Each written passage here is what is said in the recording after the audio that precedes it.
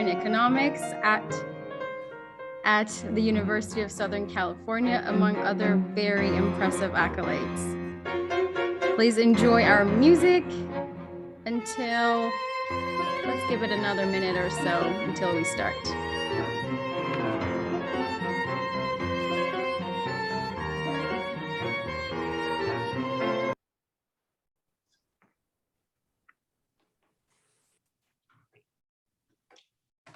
Let's do this. Welcome, everyone. This is our fourth episode of the speaker series, Tale of a Success, this month with Professor Hashem Pesaran. I am Leila Zonuzi, your co-host today. I am a PhD candidate in global studies at UC Santa Barbara, and I am very excited to introduce you to ISC, our host, and our guest speaker. So before we begin, I want to give you a little preview of what our organization is about. So we are Iranian Students of California. We are a registered 501c3 nonprofit through the Iranian American Student Council, and our mission statement is to advance academic and professional aspirations of students of Iranian heritage in California.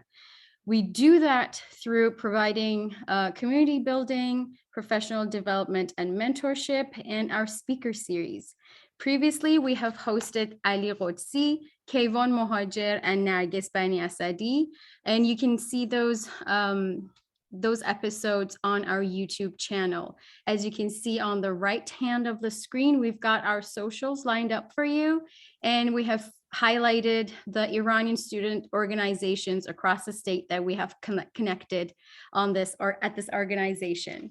So please give us a follow, go to our website. Everything is on the screen right now. We would love to have you connected with us as well if you are not already. So just to give you a little preview of what's to come in the next few months. Apologies, my Canva, it takes a little while to load. So next month, we will host Pejman Nozad, then we will host Lili Sarafan, Abdi Soltani, and Abbas Ardahali. So please stay tuned and sign up for our upcoming sessions. It's free and open to everyone, especially students and alumni. So yes. My dog got excited, apologies. So today we're here with Professor Hashem Pesaran, who is a John Elliot Distinguished Chair in Economics at USC. But before that, he was born in Shiraz, Iran. He received his school diploma from Namazi School in Shiraz and left for England to further his studies on a scholarship from the Central Bank of Iran in 1964. He then received his BSc, first class honors, in economics, mathematics, and statistics at the University of Salford in England, and then his PhD in economics at the University of Cambridge. Currently, he's an emeritus professor of economics at the University of Cambridge, the John Elliot Distinguished Chair in Economics at USC, and a Professorial Fellow of Trinity College in Cambridge. Thank you so much, Dr. Pesaran, for joining us. So before handing it to Farzad, let me introduce our co-host, Farzad Yousefi. Farzad Yousefi is one of ISC's co-presidents, and he is also an MBA candidate at UC Berkeley, and he will be hosting today's event.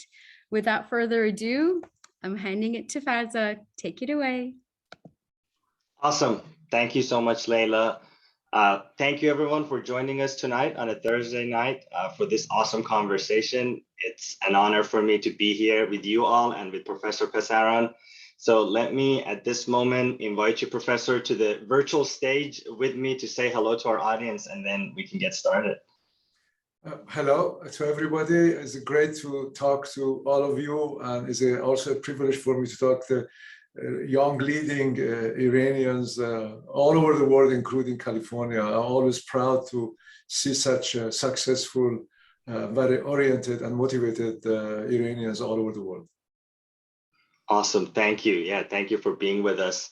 So Professor Pesaran, we're Iranian students of California. So we wanted to first start with a question about what brings you to California. We know you spent a lot of time in the UK and in other places, but now you're at USC, which is one of the universities that's part of our organization.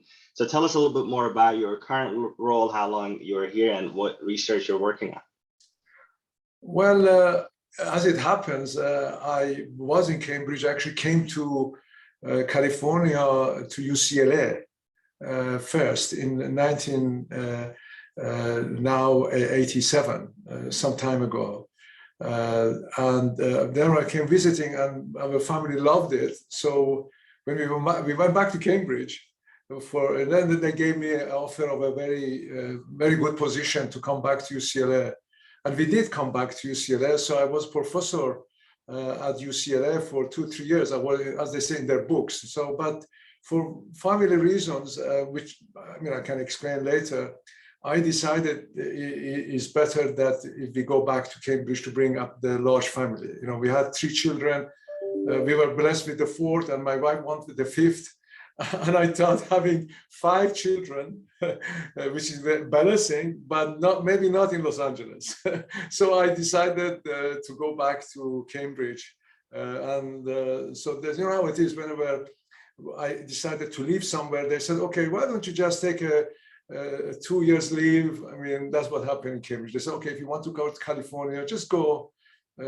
But, you know, they always leave the door open. That's what the academic life is.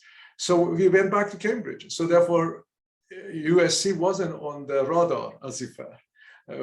So then how do I end up here now? Then when I went back to Cambridge, USC approached me. And they said, okay, we know you don't want to be in California because of family reasons. And we had now then 5 children by that time. Then they said, okay, why don't you come and visit any year you want, anytime you want. So I had a relationship with USC for 25 years. Then when I retired from Cambridge, I retired early a little bit because they gave me such a huge opportunity to develop research group and start a new center, which I did. I have a center in California. I'm a director of Center for Applied Financial Economics as well. And also then I had funding from New Institute of Economic Thinking, which, you know, they provided with another institute. So I decided that I'm not ready to retire. And one of the advantages of the academic is you can carry on if your mind works, and you can do it. So I came with a full-time position. So I'm here again, a full-time academic, and there is no retirement age. And I would carry on till I think I don't want to do it anymore. So I've been here for 10 years now at USC. Yes. So I'm not a visiting position, it's just an ongoing position. But I still have my office in Cambridge, believe it or not. And I'm going back this summer in May for a sabbatical. So I'll be in Cambridge till next January. Awesome. No, it's great to have you here in LA, and glad to hear you've been both with UCLA and USC. So go Trojan, go Bruins. You know, we have a lot of folks from both schools here. So Professor Pesaran, we always invite folks like you to our program because we want to get to know you on a personal level and learn about your story, your challenges, and how you overcame everything in your life. And we want to learn and be inspired by folks like you. So to learn a little bit more about you, I think we'll go in a chronological order, ask you a little bit about your early life and kind of learn about different things. So as our students go through the same path, they can learn from what you learned. So if you go back to your early days, I believe you were born and raised in Shiraz. Can you tell us a little bit more about how Shiraz was and any fond memories or favorite things you had growing up there? Well, I hope we have lots of Shirazis among the audience. My wife always think I have a soft spot for all Shirazis in particular, and Iranian. So basically, I'm blessed also in that way that my 7th generation were in Shiraz. So actually, when we were born, you know, it's so many years ago now. I mean, it's amazing how much things have changed. I think Shiraz had only something like 70,000. That was the total population. So it's a small town. It's a town, you know, 3 million. So you can see how big it. But nevertheless, as you know, Shiraz is the town of Hafiz and Saadi, you know, nightingales and roses. So there is a sort of a real affection about the city. It was a beautiful city. It still is, but obviously it's grown. There have been a lot of migration during the, especially Iran-Iraq war, from many regions, which were also very welcome. So Shiraz become much more cosmopolitan. I visited Shiraz about 4 years ago. I haven't been back since 4 or 5 years ago, but still, when I love to go just walk around and soak in the atmosphere, I remember as a boy. It was a really happy childhood. I played basketball. I was in the youngest member of a basketball team of Fars province, which I remember went to Rezaiye, the city in just below Tabriz in the northwest of the country. And I even remember the lake of Rezaiye, which was full of water, but then it become empty. Some of you know, but now it's filling up again. So it just shows you so many things has happened since then. But basically, I went to a school, and they had good teachers. But one of the things I learned, which I'm sure you all realize in your own life, that is not so much the teachers, is the other students around you, which support you, help you, you learn from each other. And I really think that's really important. It has been for my life. And so we did a lot of mathematics. It was very easy for us to do maths. I mean, most of my students from Iran also very good at maths. So as you all, I'm sure you all, most of you good at maths. And but we didn't learn anything, literature or history that well, or sociology. There were no courses in economics. So it wasn't on the radar that I want to become economist. We didn't know what economics was to become one those days. So we wanted to be engineers or mathematicians, basically engineers or doctors. That's Iranian. Your parents thought either you become engineer or a doctor, a medical doctor, I mean. Yes. So when the concours, all of you, most of you may have done concours, which is the French term for the general exam. And I took the general exam, and then also took exam for other things. So basically, the childhood was very good, the schooling was very good, the friends were great, and then we were to competition. And despite everything people said about party bazi, in exam you became top. You may be in the bottom rank, they were party bazi. So but anyway, we managed to get through all the exams, and that was the beginning of opening up opportunities.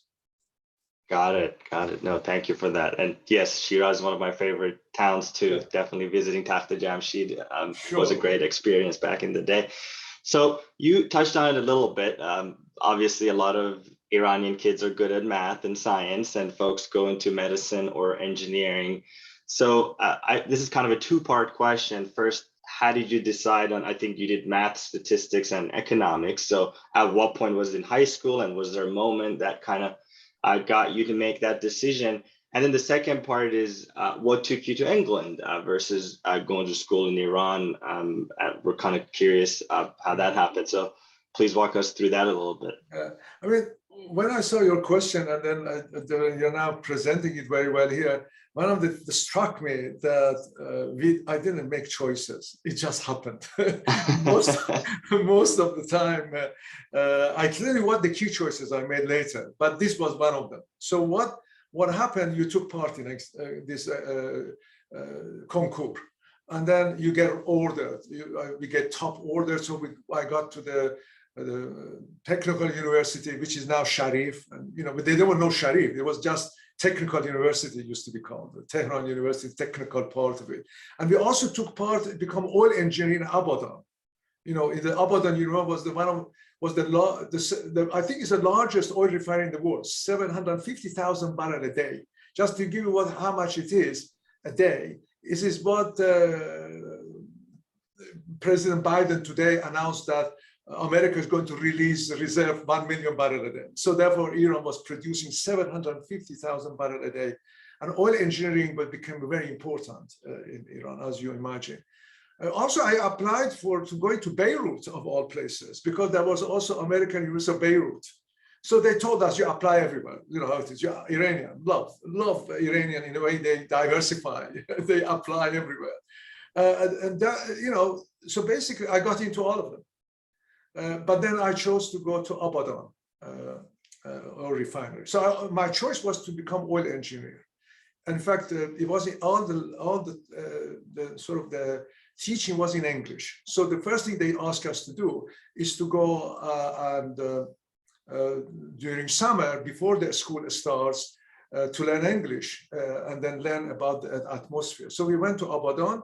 I was there, and I've got to know a few friends. And one of the friends came to me and said, Hashem, why don't my name, always Muhammad Hashem, I'm known as Hashem, by the way. So it's a Hashem, why don't we go to Tehran together tomorrow for a Central Bank of Iran scholarship exam?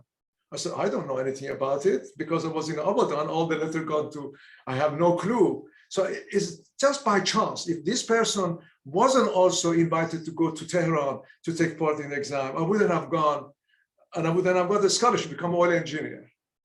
So that was so what happened then, I said, are you sure? He said, oh, it is a newspaper, you're top of the list. So we went and got a scholarship, Central Bank of Iran, and we got the scholarship to go to England, and they want to create a content.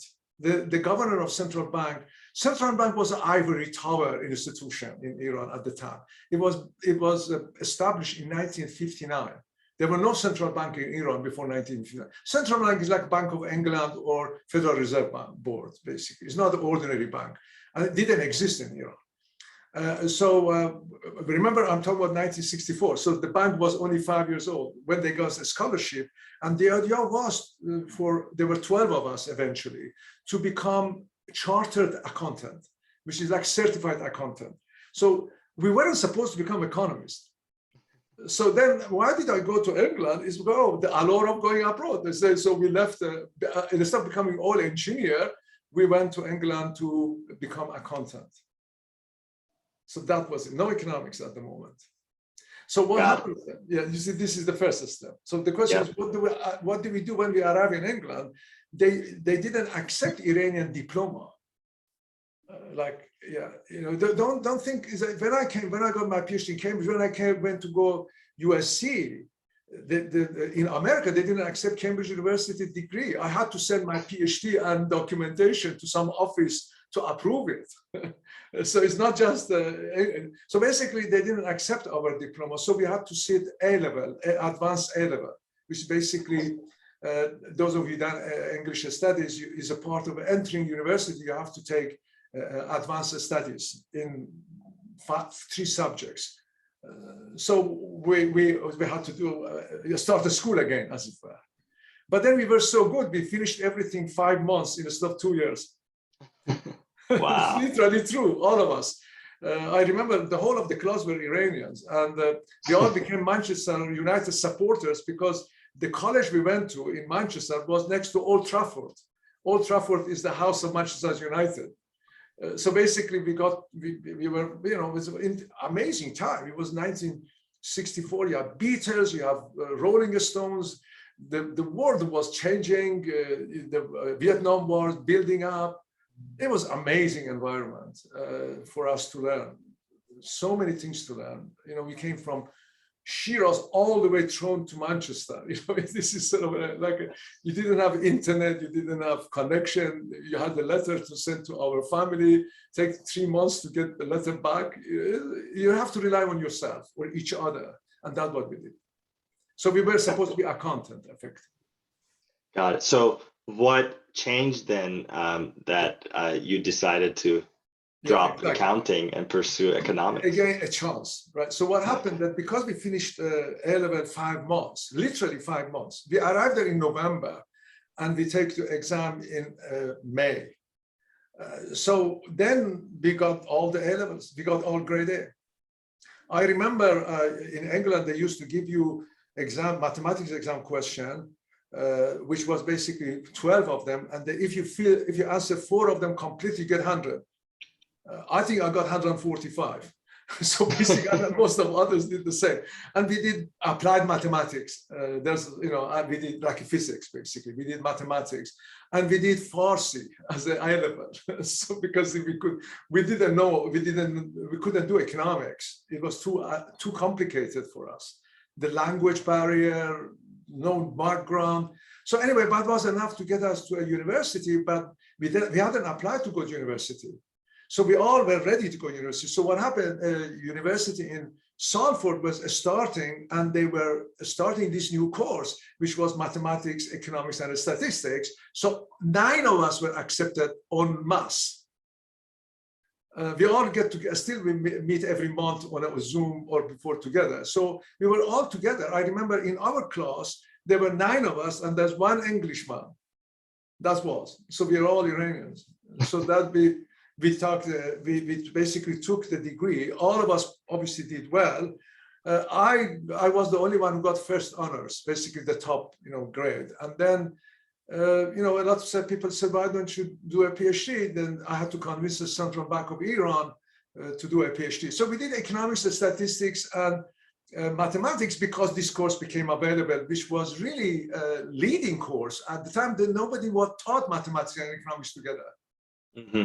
And did you have to communicate back with Banque Markazi on why you will not be an accountant? And were they approving this change? And they didn't like it. What is interesting, what the local people didn't like it, but I have to tell you, the deputy governor of Bank of England was a great guy. I have to mention his name is Khodadat Farman Farmayan. He was also became the head of the plan organization later on. And he was the only one who stood against the Shah in Gajere, against his plan to expand, spend a lot of money, and there's a lot of problem. And then he was sacked by the Shah.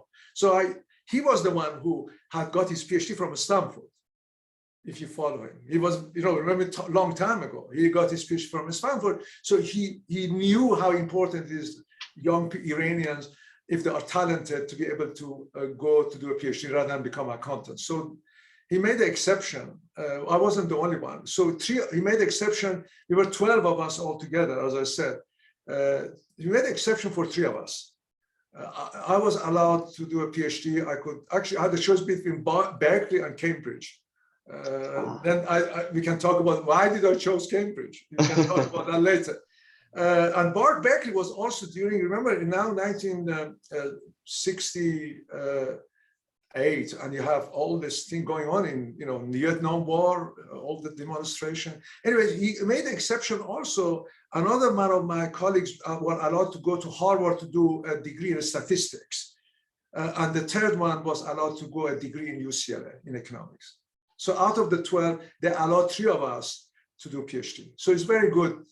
I think it's the individual. They could have said no. And the rest of us became accountant, right? Got it. Yeah. So that's how so most of these are in a way opportunities.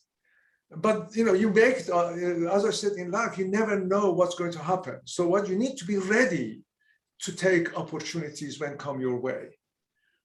And deal with bad luck by having resilience. So you can't really plan your life. No, that's a great point. Thank you for sharing that with us. So with that said, then, when the opportunity for PhD came about, was that a difficult decision? And I ask because we have a lot of students here, people who get their bachelor's or even their master's, and then they're wondering if they should continue to get the PhD. It's a lot more work, and for most folks, it is a choice to go or to stay. And I'm curious if that was maybe an easier decision for you because Banque Markazi or others wanted you to keep going, or was there something else? Then they wanted us to do as an accountant, they didn't really want us to do PhD, so I had to convince them. In fact, the local organizers of the bank didn't want that. So it was just happened that, as I explained, this deputy governor was visiting Tehran, London, and they said, oh, go and talk to him. And then he said to me, he was a very amazing guy. If you search him, you find out he was really one of the Qajar aristocrats, Farman. And he said, look at my eyes. Do you go back to Iran if I let you do a PhD? I said, yes. He said, go and do a PhD. That was like that. So then the question was that, where do I go? And it just happened that I had met my wife-to-be as a girlfriend in the University of Salford. So she lived outside, her parents lived outside Cambridge. So therefore, I also was, I accepted to go to Oxford and go to LSE in England. And I had many universities in America. So I was very lucky. I got accepted almost everywhere I applied. So the choice I made was because I wanted to be near my girlfriend. So I wasn't, I'm almost sure that if it wasn't because of her, I would be in Berkeley. Yeah, I would have gone to Berkeley. Yeah. Oh, that's great. That's an amazing tidbit. Yeah, that's how it is. I mean, life is not the academic choices you only make. It's your family, I'm sure your friends, your location. It's very complex way that you arrive at a decision. And I'm sure everybody has to make their own balance of judgments. Yeah, no, definitely. But That's very interesting. Yeah, this is one of those things. I mean, so therefore the choice wasn't, you make a choice, but often is not necessarily one dimensional, it's many dimensions to a choice. Yeah. So based on that, then, so at the time you had a girlfriend in England too. Did you immediately after the PhD return to Iran to work for the central bank? And was that a choice also? And yeah, that's interesting. That's really important because what happened was when I went to Cambridge, the PhD wasn't like now that you had coursework, you have to organize. I was supposed to do PhD in 3 years. The PhD was serious, right? You have to produce a thesis and evaluate it and so on. So when I went there, I said, gosh, there's no coursework. I really was eager to learn. You know, it's a new subject. And so I was talking to one of my best friend, English friend, in a coffee shop in Cambridge. And I was complaining like all the students do. I said, there's no coursework, there's no structure. What the hell is doing here? You know, they're not very efficient. He said, oh, you're right. I'm going to MIT for a year. I said, how come? He said, Cambridge allow you to spend 1 year of your PhD course in any accredited university in the world. It's a different time. So I said, oh, that's good. So I wrote a letter to a few places, including Harvard, and they said, yeah, come along, we accept you as a visiting. So I went to Harvard, and then I got married to my wife. At that time, we were married. So we married, and we went to Harvard for a year. So I was very fortunate. 1 year I spent in Harvard, and I met the key people in the world. Out of the people I met, half of them got a Nobel Prize. Out of 10 people I met, my contemporaries and so on. So it was really important that I went to Harvard. It made my, allowed me to understand both the academic life in Cambridge and England and Europe and the US at the same time. So I spent 1 year. I came back to Cambridge, finished my PhD within 3 years. Then they wanted me to stay behind to do postdoc in Cambridge. And they got offered to become a fellow of colleges in Cambridge. Because at then my PhD, I did well, I should say, right? My PhD was very well received. So that's what happened. They give you a job immediately as soon as, So then I had a choice. That was a big choice. I had a choice either say, oh, well, okay, they gave me the money from Iran. I stay here and I can build up my career as academic, or I honor what I have promised to go back to Iran and work for Central Bank of Iran. That I had a choice. And I was a bit of a patriot. I've got evidence for that because I thought I have to go back to Iran and help. I said they have supported me. They sent me that. Remember, they also allowed me to go to Harvard. They had to pay more money for my cost of living, everything. So everything I asked them, they did. And I thought it is not right for me to stay any longer in England. And in fact, my wife was pregnant over our first child. A lot of Iranians at the time would travel to Europe. There were no visa requirement those days to come to England, to travel to have their baby born in England. I did the opposite. I wanted my wife to go back to Iran. So my first child was born in Iran. So actually I had to fly her to Iran before I go myself, because those days the Shah would allow us, or the government would allow us, to buy a car and drive it to Iran and not pay duties. So that's what I did. I went to Paris. I picked up a Peugeot. The Peugeot was one of the things all Iranians like to have large. And then I drove it all the way to Tehran. So that was really interesting experience as well, those days. So my wife was in Iran with my family, and then I went back to Iran and I worked for Central Bank. I thought I had a choice not to go back. One of us didn't, but I mean, most of us went back. There was a different time. It was an amazing time to go back. You remember, I went back 1973. It was when the oil prices quadrupled, 73, 74. I was in central bank. It was an experience nobody has ever had in my view. When I see films, it is nothing, nothing like that. We can go to it if you want to, man. Yes, that was actually that's a different. So therefore I stopped being academic, but I still continue my research when I was in Iran as well. So that's another issue I'm going to raise later. No, that's very interesting. So yeah, I have a couple of more questions, but I also wanted to ask our audience to start. Yes. If you have any questions for Professor Pesaran, please put it in the Q&A box, and in about 10 minutes we'll start asking your questions as well. So yeah, Professor Pesaran, tell us about working in the Central Bank of Iran. That's obviously a very unique experience. Especially at that time, the bank was still probably maybe 10, 15 years old, and a lot was happening in the world. So how was that experience? It was just out of this world, if you ask me. I was very young. I was only 25 years old. I mean, when I look at young people at 25, and I finished my PhD, I had a wife with a child, already. So when I was central bank, the first thing happened, which I didn't know, this bureaucracy, although it was very modern bureaucracy in central bank, they didn't know what to do with me because I was too technical. I had done econometrics, which was very technical subject, and nobody knew what I was doing, right? So and then also, we go to the central bank, you present yourself to work, but they don't know what to do with you. So what they said you become, usually what happens, you become advisor to somebody. So I became advisor to the vice governor, which basically means nothing. When you are advisor to someone, unless they ask you to do something. So I went around and I started learning about the central bank. I talked to people. When you are young, it's amazing. Everybody talks to you. When I get old and established, people are very worried whether they want to talk to me. You know what I mean? But when you're young, it's very good opportunity. So I went to different departments. I realized that central bank has data on a lot of household expenditure across the whole country in the urban areas. So I collected those data. Remember, computer program was very complex, not like now. It was a very difficult thing to do. So I managed to get the first paper written on Iran on trend in income distribution, which basically I was concerned that they were spending a lot of money, oil prices rising. As an economist, I want to know whether the benefit of this rise in income is spread well enough, distributed, and I wanted to find out.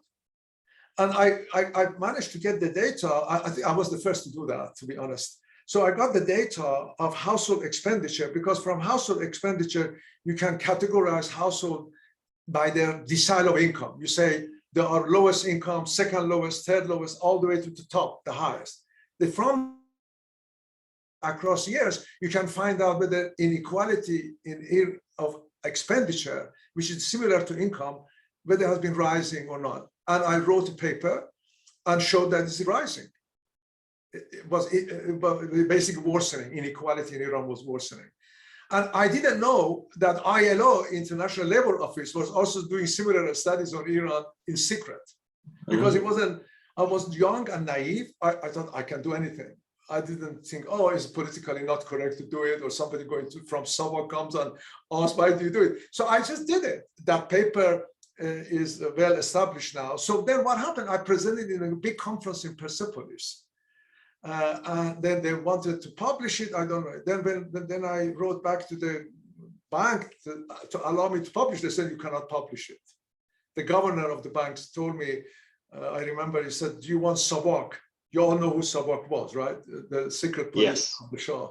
He told me this. He said, do you want Sabak to come and take the windows from the hinges of the central bank buildings?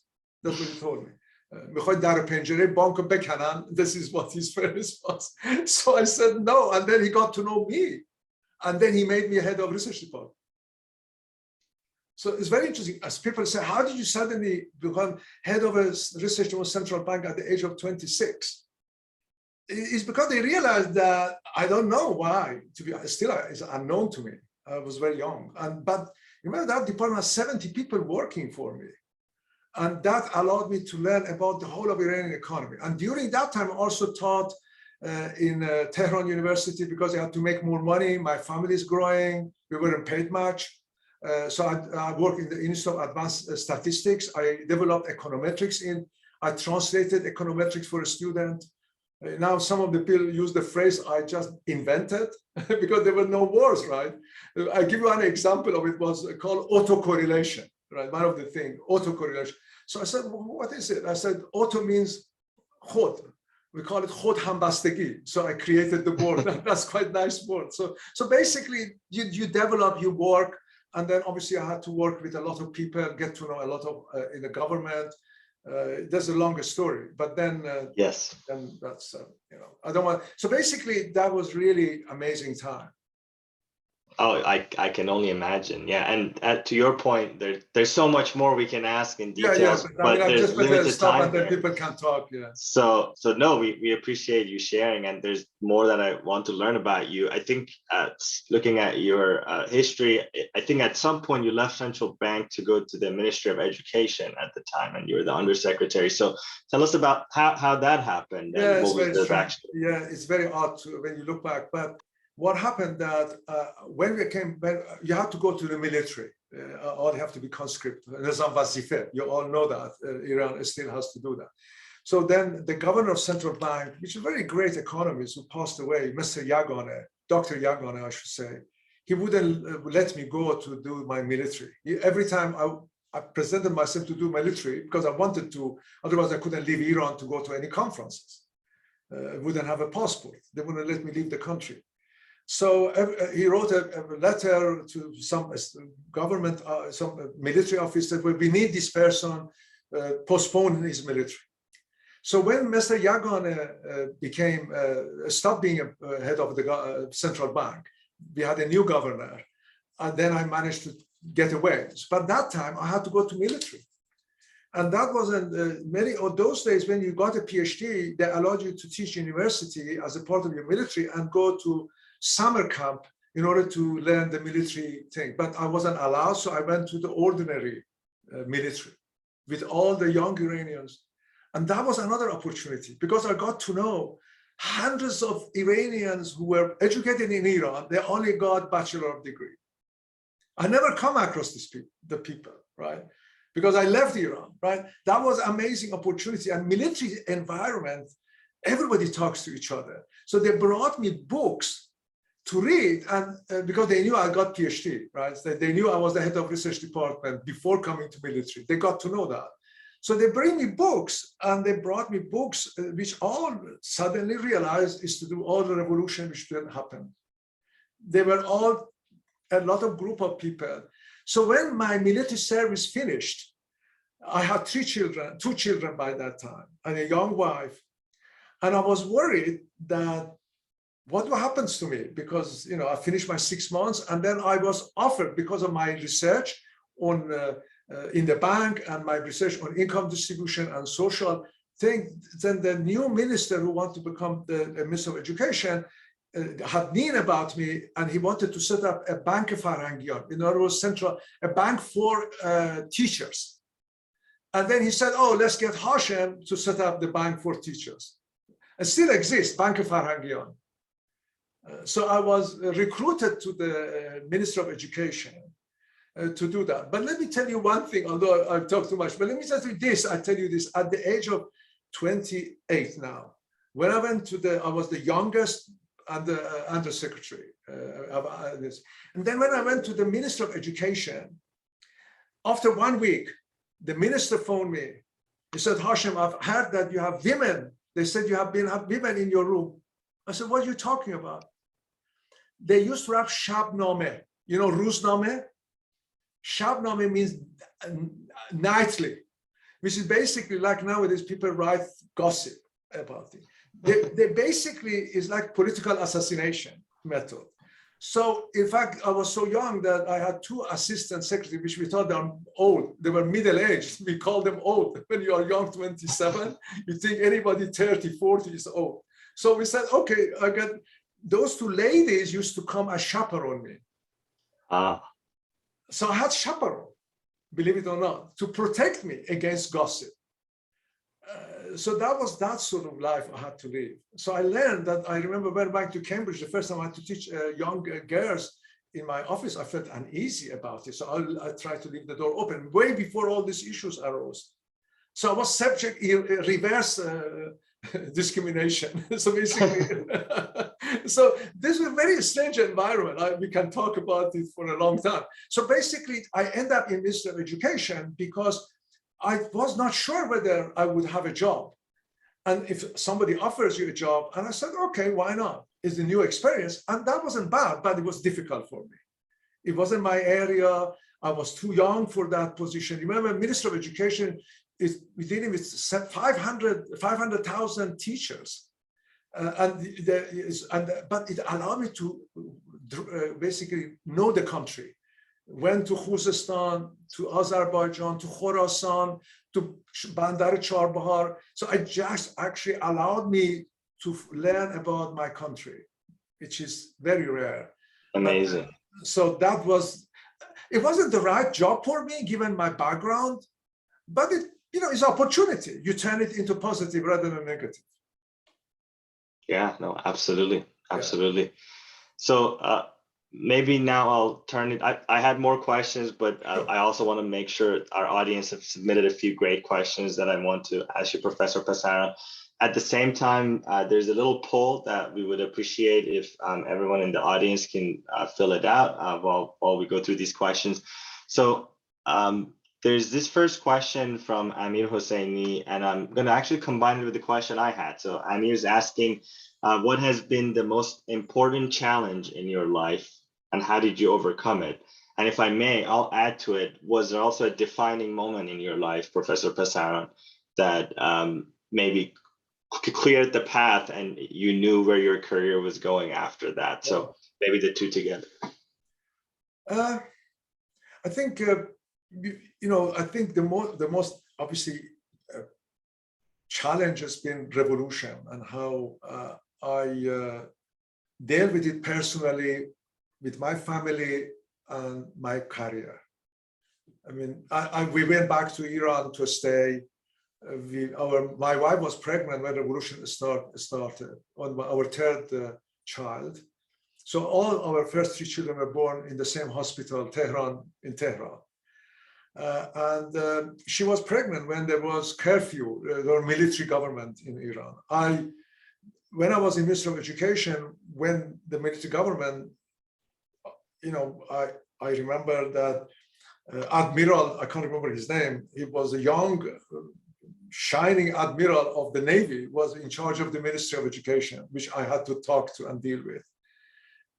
It was a different world. Remember, I am in government, revolution is a building, I have an English wife with pregnant English wife and two kids, about 6 and 4.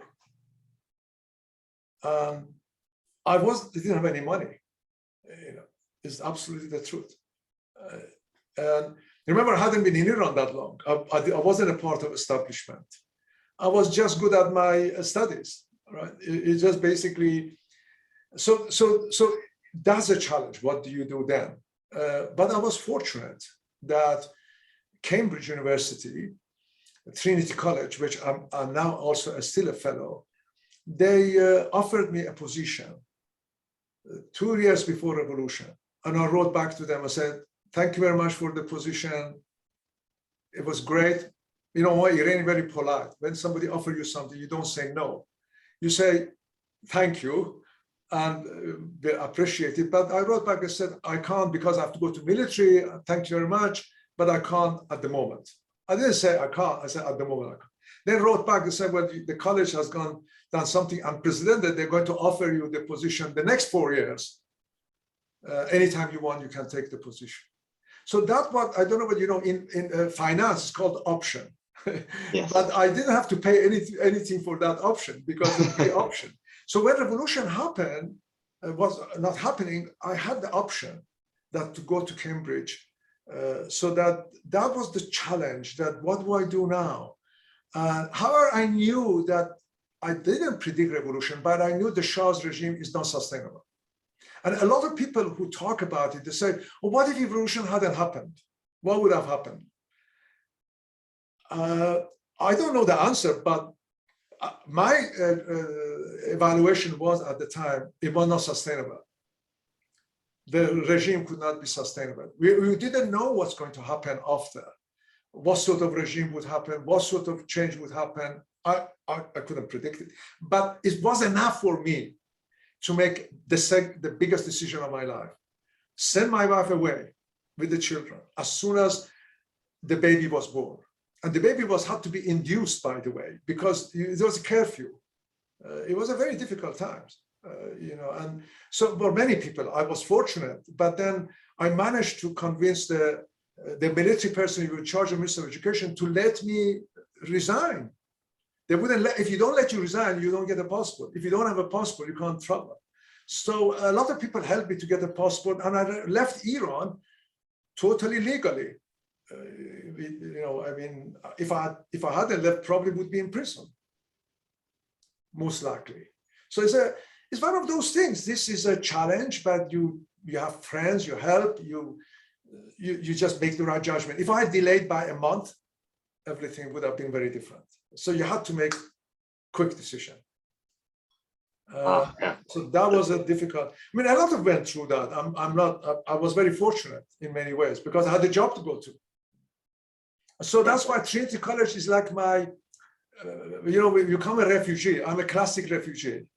If you want to know, I'm what you call a refugee. So, but Trinity College were known to welcome refugees from the Second World War.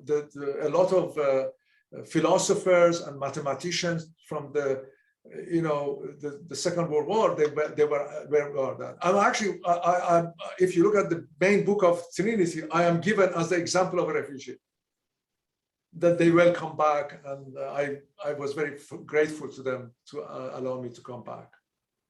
Wow, no, that's amazing. Thank you for sharing that with us. Maybe I'll go to the next question. This is from Ehsan Ibrahimzadeh. Can you recognize a key mentor in your career path, and how did you find them? How did you meet them? Mentor? What? I didn't hear the question. A mentor, yes. A mentor. Yeah. Yes, I think I think I'm fortunate enough to have two mentors in a way. In Cambridge, that's why I went to Trinity eventually, and I got the position. There was somebody called David Champernowne. If you go and search for him, in his second year of undergraduate, he invented what's called the Champernowne number. And he worked with Turing, the famous who developed the computer. He was a fellow of King's College, Turing, and Champernowne was also a fellow of King's. So I learned a lot from him. And then he supported me without telling me anything. From the far, you know what I mean? You never know who is your mentor in some way. He wasn't like that. He was mentoring me, but he basically recognized that I have certain talent and ability, and he basically provided if you like, the environment for me to he was one of the first to use. I used a lot of I loved computer even those days. So he was the one who used computer to do Monte Carlo studies, which was leading in that area. So I learned these things very, very early on. So I think that was, and also in Harvard, Grillicus, who was also a professor there, he helped me. He was the head of a scientific journal, one of the most important journal in econometrics called Econometrica. He was the editor, and I was only second year PhD student, and he would give me articles to review of very eminent scholars, that allow me to learn a lot. So therefore, they allowed me. It wasn't mentorship what you talk now that I go to them and talk. They just simply created the environment that I can learn and ask questions, and they helped me to understand a lot of areas which I wouldn't have known before. Amazing, amazing. Let me ask a question from an economics student. Kiarash Hosseini asked, do you recommend us as young Iranian economists to focus on doing research about Iran's economy or just follow our own interests?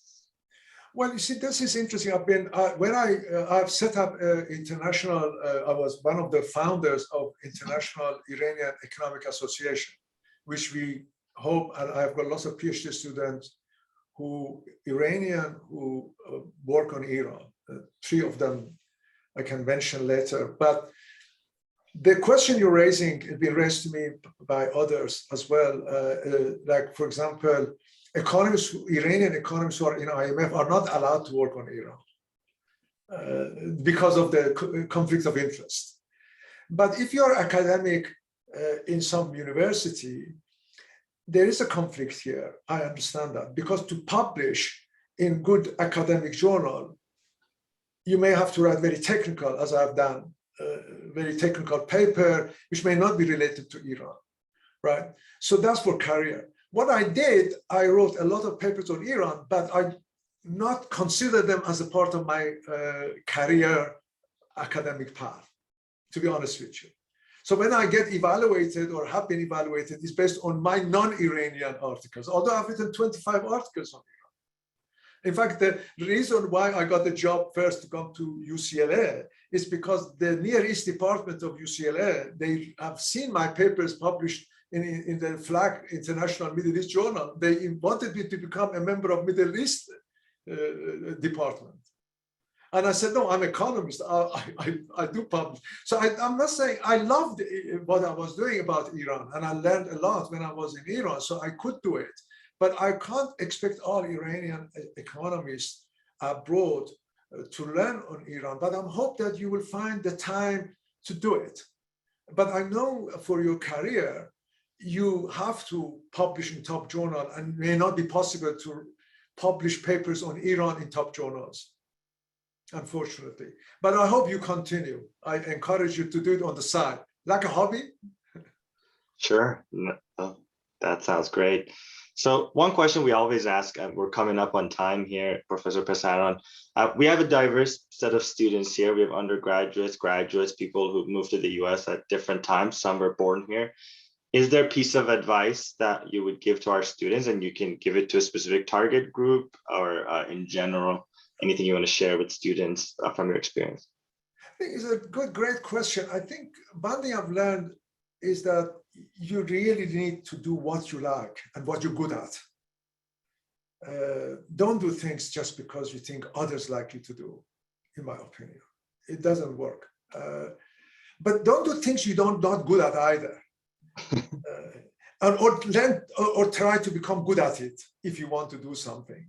So I think I've given my career, and you see, I could have done many other things. I become all engineer. I could have become maybe a total administrator, right? So you know what I mean. I made a choice that I enjoy being academic life. So I've always resisted become administrator. After my experience as administration in Iran, but some people, I met a great economist who got the Nobel Prize, James Tobin, in Cambridge on a dinner table. I'll tell you the example. He said, though, most academics, they go 3 phases. The first phase, they write these very complicated mathematical papers that only 10 people in the world understand, the successful academics. But then they say, oh, nobody really except a few people understand what I'm doing. So they're no influence. They want to work for governments or international agencies to become important. And then they become, after that, they say, oh, well, not much money in it. They become consultant. So basically, life is combination of writing very advanced research papers, working with a lot of institution or government or international agencies, or work for professional, or business, or I've done all of them at different stages of my life. But each of you need to decide which is most important, which one suits you best. It's no point becoming academic if you don't have the the dedication. It's very difficult to compete nowadays in academia. The same in business. I have been business also very throat cut. You need to have the stamina, and you need to really enjoy it, and you have dedication to succeed. Thank you. Thank you for those words. I just have two more questions for you. They're quick questions. We're running out of time here. Daria Ismaili Shirazi, she's a student at USC, very close to you. She asked, what's your favorite thing about being at USC? I think USC is basically very, as you know, very close unit, neat group, right? Fight on and all that kind of thing, which most of you know. They have been going through difficult time. When I came, the atmosphere was much more open, was much more go, right? And there were money coming in.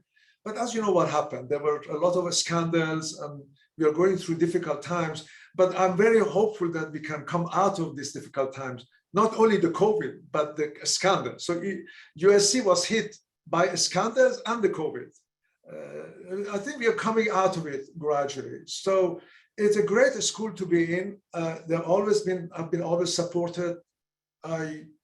But been involved to improve the standard university. I don't want to go into that. And I can tell you my experience that university is on the upward trajectory. But nevertheless, there have been some uncertainties, some problems, as most of you know. But I think we're coming out of it. Both the school, both UCL have been. I've been also at the University of Pennsylvania. I was a visiting professor there for a semester. As I said, I've been to Harvard, not only as a student, as a visiting professor there. You know, there are amazing schools in US. And you need to find out what you want to do and what is your trajectory, which better suits you. And also family reason where you want to be. All of them are great at school. I think people, you know, they think the name of a school is important. I think what is important is what you do and how the school does for you. You know, that's this combination. So it's great at school. No, absolutely. All right. And last question that we always ask all of our participants, what's your favorite Iranian dish? Without hesitation, korma sabzi. Let me tell you this, that when there was an article written about my students and my connection, and in fact, this was also published in Iran, that my wife makes, although she's English, but she makes fantastic korma sabzi. So, in fact, I had one last night. You're welcome to join me anytime. We might have to take you on that offer to try the korma sabzi. That's amazing. Well, this concludes our event. So I want to ask the rest of my ISC board to join me in thanking Professor Pesaran for joining us today. This was a great discussion. I think we could have gone for another 2 hours, but we really thank you, Professor Pesaran, for joining us tonight. It was an honor to talk to you. Any final words before we depart? Just remain to say thank you.